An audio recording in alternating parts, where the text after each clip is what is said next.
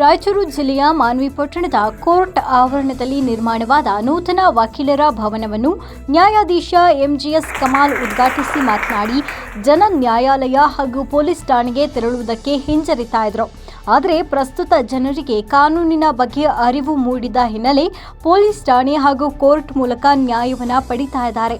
ನಾವು ಯಾವುದರಲ್ಲಿ ಶಿಕ್ಷಣ ಪಡೆದಿದ್ದೇವೆ, ಯಾವುದರಲ್ಲಿ ಪರಿಣಿತಿ ಹೊಂದಿದ್ದೇವೆ, ಅದರಲ್ಲಿ ಮುಂದುವರೆದರೆ ಸಾಮಾಜಿಕ ಜವಾಬ್ದಾರಿ ಜೊತೆಗೆ ನ್ಯಾಯ ದೊರಕಿಸಿ ಕೊಟ್ಟಂತಾಗುತ್ತೆ. ಸಣ್ಣ ನೀರಾವರಿ ಹಾಗೂ ವಿಜ್ಞಾನ ತಂತ್ರಜ್ಞಾನ ಇಲಾಖೆ ಸಚಿವ ಎನ್ಎಸ್ ಬೋಸರಾಜು ಮಾತನಾಡಿ, ದೇಶ ರಾಷ್ಟ್ರಪತಿಯಿಂದ ಹಿಡಿದು ಸಾಮಾನ್ಯ ವ್ಯಕ್ತಿಗೆ ನ್ಯಾಯ ಸಿಗುತ್ತೆ ಅಂದರೆ ಅದು ನ್ಯಾಯಾಲಯದಿಂದ ಮಾತ್ರ ಸಾಧ್ಯ ಅಂತ ಅಭಿಪ್ರಾಯ ವ್ಯಕ್ತಪಡಿಸಿದರು.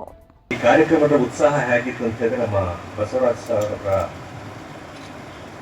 ವೆಲ್ಕಮ್ ಸ್ಪೀಚ್ ಅಲ್ಲಿ ಗೊತ್ತಾಗ್ತಿತ್ತು. ತುಡುಕ್ತಿದ್ರು ಅವರ ಪ್ರೀತಿ ವಿಶ್ವಾಸ ತುಡುಕ್ತಾ ಇತ್ತು. ಒಬ್ಬೊಬ್ಬರ ಹೆಸರು ಕರೆದು ಹೇಳಬೇಕಾದ್ರೂ ಕೂಡ ಬಹುಶಃ ಅವರ ಬಗ್ಗೆ, ಅವರ ಚರಿತ್ರೆ ಬಗ್ಗೆ ಚೆನ್ನಾಗಿ ತಿಳ್ಕೊಂಡಿದ್ರು.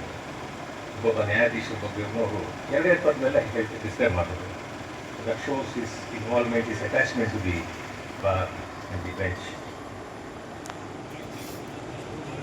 ಈ ಕಾರ್ಯಕ್ರಮಕ್ಕೆ ಬರಬೇಕಾದ್ರೆ ಜನಸಾಮಾನ್ಯವಾಗಿ ಏನಪ್ಪ ಮಾತಾಡಬೇಕು ಅಂತ ಬರ್ತೀವಿ ನಾವು. ವಕೀಲರು ಘೋಷಿಸೋದಾಗಲಿ, ಬಿಲ್ಡಿಂಗ್ ಇನಾಗ್ರೇಷನ್ ಮಾಡೋದಾಗಲಿ, ಸಬ್ಜೆಕ್ಟ್ ಇಟ್ಕೊಂಡು ಬರ್ತೇವೆ.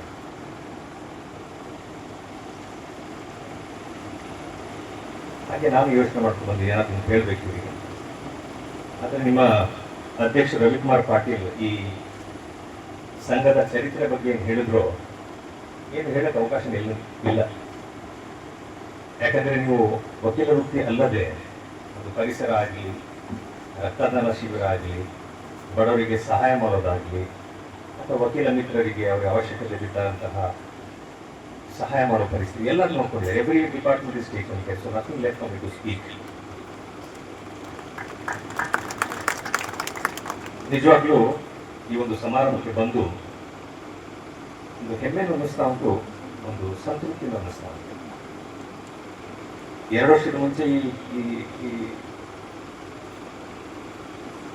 ವಕೀಲ ಭವನದ ಉದ್ಘಾಟನೆಗೋಸ್ಕರ ನಮ್ಮ ಮಾನ್ಯ ನ್ಯಾಯಮೂರ್ತಿಗಳಾದ ಎಂ.ಐ. ಅರುಣ್ ಸಾಹೇಬರು ಬಂದು ಅಡಿಗಲ್ಲು ಹಾಕಿದ್ರು.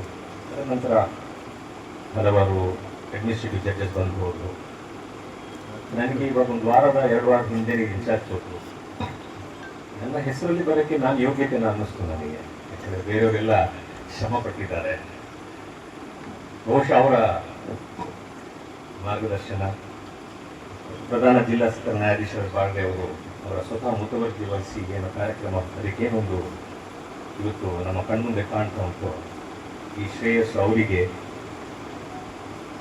ಸರ್ಕಾರದ ಪರವಾಗಿ ಜವಾಬ್ದಾರಿ ವಹಿಸಿಕೊಂಡಂತಹ ಶಾಸಕರು, PW ಡಿಪಾರ್ಟ್ಮೆಂಟ್ ಇಂಜಿನಿಯರ್, ಆರ್ಕಿಟೆಕ್ಟ್ಸ್, ವಕೀಲ ಸಂಘದವರು, ಮಾನವೀಯ ಜನಸಾಮಾನ್ಯರು, ವಕೀಲರು, ಎಲ್ಲರಿಗೂ ಇದು ಶ್ರೇಯ ಸಲ್ಲಿಸಬೇಕು. ಎಲ್ಲರಿಗೂ ನನ್ನ ಹೃತ್ಪೂರ್ವಕ ಅಭಿನಂದನೆಗಳನ್ನು ಸಲ್ಲಿಸ್ತೇನೆ. ನಾನು ಯಾವಾಗ ನನ್ನ ಹೆಸರಿಗೆ ಅಡ್ಮಿನಿಸ್ಟ್ರೇಟಿವ್ ಜಡ್ಜ್ ಅಂತ ಲಿಸ್ಟ್ ಬಂತು, ಫಸ್ಟ್ ಕಾಲ್ ಬಂತು ನಮ್ಮ ಮಾರುತಿ ಎಸ್ ಬಾಗ್ಲೆ ಸಾಹೇಬರಿಂದ. ಆರೋಗ್ಯ ಹೇಗಿತ್ತು ಅಂತ ಕೇಳಿಲ್ಲ ಅವರು. ಸಾಹೇಬ್ರೆ, ಇದೊಂದು ಬಿಲ್ಡಿಂಗ್ ಇನಾಗ್ರೇಟ್ ಆಗಬೇಕು ಅಂತ. ನಾನು ಧಾರವಾಡದಲ್ಲಿದ್ದೆ, ಇನ್ನು ಬೆಂಗಳೂರು ಬಂದಿರಲಿಲ್ಲ.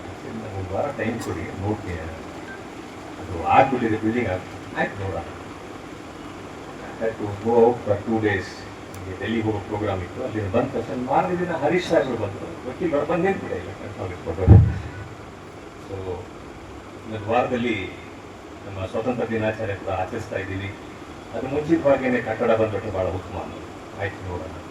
ಅದಕ್ಕೆ ಬಿಲ್ಡಿಂಗಿಗೆ ಅನುಮತಿ ನೀಡಿ ಆದ ನಂತರ ಉದ್ಘಾಟನಾ ಸಂಬಂಧಗಳು ಸಹಿತ ನಮ್ಮ ಧಾರವಾಡನ ಹೈಕೋರ್ಟ್ ಜಡ್ಜ್ ಆಗಿರ್ತಕ್ಕಂಥ ಪಾಟೀಲ್ ಅವರ ಸಮ್ಮುಖದಲ್ಲಿ ಅವತ್ತು ಶಂಕುಸ್ಥಾಪನೆ ಮಾಡಿ ಆಗಸ್ಟ್ ತಿಂಗಳಲ್ಲಿ ಮುಗಿಸಿ ಉತ್ತಮವಾದಂಥ ಬಿಲ್ಡಿಂಗ್ ಆಗಬೇಕಾದ್ರೆ ನಾನು ಅಧಿಕಾರಿಗಳ ಜೊತೆಯಲ್ಲಿ 4 ಬಾರಿಗೆ ವಿಸಿಟ್ ಮಾಡಿದೆ.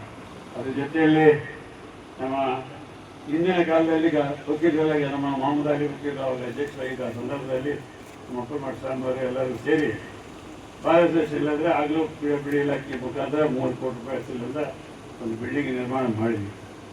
ಇವತ್ತು ಹೊಸದಾಗಿ ಉತ್ತಮವಾದಂಥ ನ್ಯಾಯಾಲಯ ಸಂಕೀರ್ಣ, ಅದರ ಜೊತೆಯಲ್ಲಿ ಬಾರ್ ಅಸೋಸಿಯೇಷನ್ ಸಹಿತ ಆಗಿದೆ.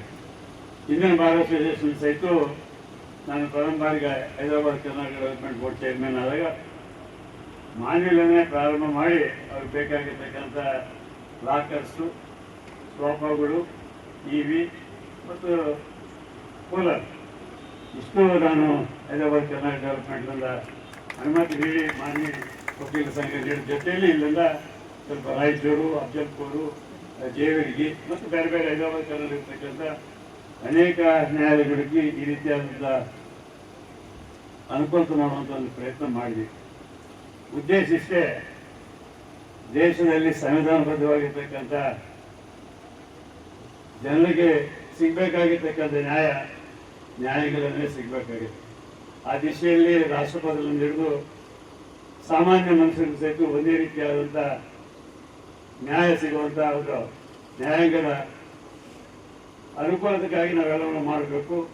ಅಲ್ಲಿರ್ತಕ್ಕಂಥ ವಕೀಲರೆಲ್ಲ ಅದರಲ್ಲಿ ಭಾಗಿಯಾಗಿರೋದ್ರಿಂದ ಅವ್ರ ಜವಾಬ್ದಾರಿ ಅಧ್ಯಕ್ಷರಿರೋದ್ರಿಂದ ಅವ್ರಿಗೆ ಸಹಕಾರವಾಗಿರ್ಬೇಕು ಎಂಬ ಉದ್ದೇಶದಿಂದ ಯಾವುದೇ ತಾಲೂಕಲ್ಲಿರ್ಬೋದು, ಜಿಲ್ಲಾ ಮಟ್ಟದಲ್ಲಿರ್ಬೋದು, ಇವತ್ತು ರಾಯಚೂರಿನಲ್ಲಿ ಸಹಿತ ಆ ಬಿಲ್ಡಿಂಗ್ ಆದಷ್ಟು ದೇವದಲ್ಲಿ ಆಗಬೇಕಂತ ನಾನು ಈಗಾಗಲೇ 3-4 ಬಾರಿ ವಿಸಿಟ್ ಮಾಡಿದೆ. ಬಾರ್ ಅಸೋಸಿಯೇಷನ್ ಸಹಿತ ಅಲ್ಲೇ ಅಧ್ಯಕ್ಷರು, ಪದಾಧಿಕಾರಿಗಳು ಬಂದು ನಾನು ಕರ್ಕೊಂಡು ಹೋದ್ರು. ಈಗಾಗಲೇ ನಮ್ಮ ಎಚ್ ಕೆ ಪಾಟೀಲ್ಗೆ ರಾಯಚೂರಿನಲ್ಲಿ ಸಹಿತ ಆ ಬಿಲ್ಡಿಂಗ್ ಬಗ್ಗೆ ಮತ್ತಷ್ಟು 2 ಕೋಟಿ ಬೇಕು ಅಂತ ಹೇಳಿದ್ರು. ಪ್ರತಿಪಾದನೆ ಬಂದರೆ ತಕ್ಷಣ ಮಾಡಿಕೊಡ್ತಂತ ಮಾತನ್ನು ಅವರು ಸಹಿತ ಹೇಳಿದ್ದಾರೆ.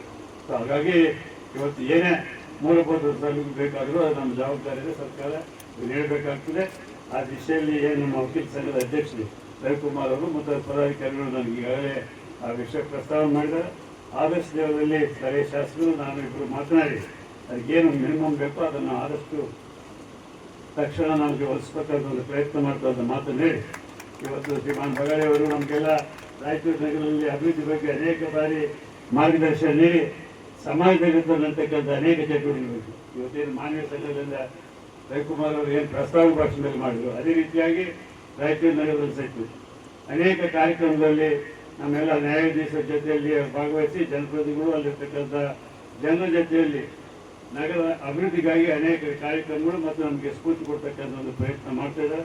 ಆ ದಿಶೆಯಲ್ಲಿ ಜನಸಾಮಾನ್ಯರಿಗೆ ಮತ್ತು ಈ ಭಾಗದ ಅಭಿವೃದ್ಧಿಗೆ ತಮ್ಮ ಸಹಾಯ ಸಹಕಾರ ಇದೇ ರೀತಿಯಲ್ಲಿ ಅಂತೇಳಿ ಸಂದರ್ಭದಲ್ಲಿ ಹಾರೈಸಿ ಇಂಥ ಕಾರ್ಯಕ್ರಮದಲ್ಲಿ ಭಾಗವಹಿಸಿ ಮಾತನಾಡಿದ್ದಾರೆ. ವರದಿ ಶಫೀಕ್ ಹುಸೇನ್, ಮಾನ್ವಿ.